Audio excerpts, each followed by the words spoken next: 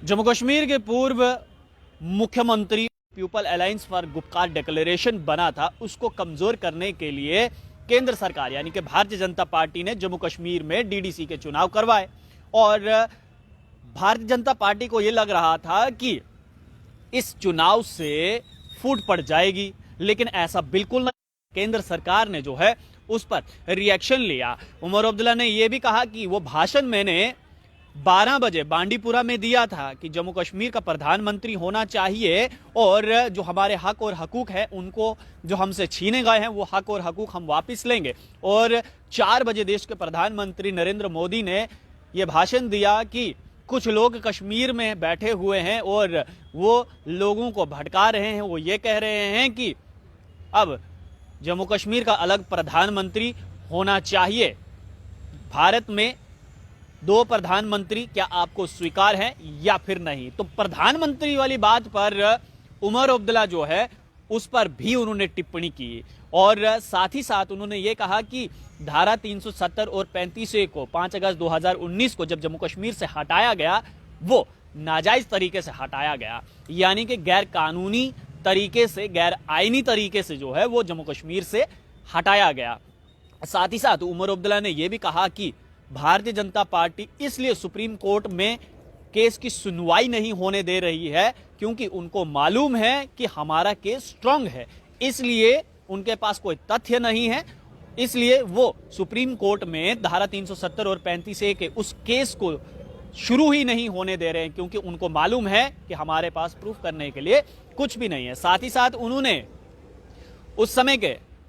राज्यपाल सत्यपाल मलिक पर भी आरोप लगाया और साथ ही साथ उन्होंने ये भी कहा कि राज्यपाल को किसने ये अधिकार दे दिया, राज्यपाल असेंबली की पावर को इस्तेमाल नहीं कर सकता है।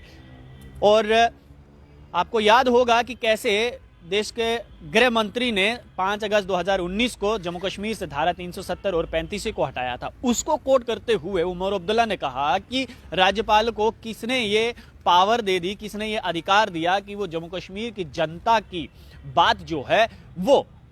रखे, क्योंकि वो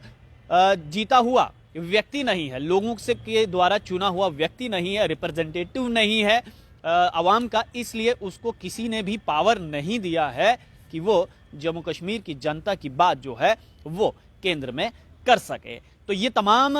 जो बातें हैं वो उन्होंने अपने कल बांडीपुर के दौरे पर यानी कि वहां पर रैली को संबोधित कर रहे थे उमर अब्दुल्ला, और उन्होंने वहां पर ये बातें जो है वो जनता के सामने रखी। और साथ ही साथ अहम बात यह है कि धारा 370 और 35A को लेकर जो है उमर अब्दुल्ला ने यह कहा है कि भारतीय जनता पार्टी जो है वो जम्मू कश्मीर में ये अलग अलग पार्टियां बनाकर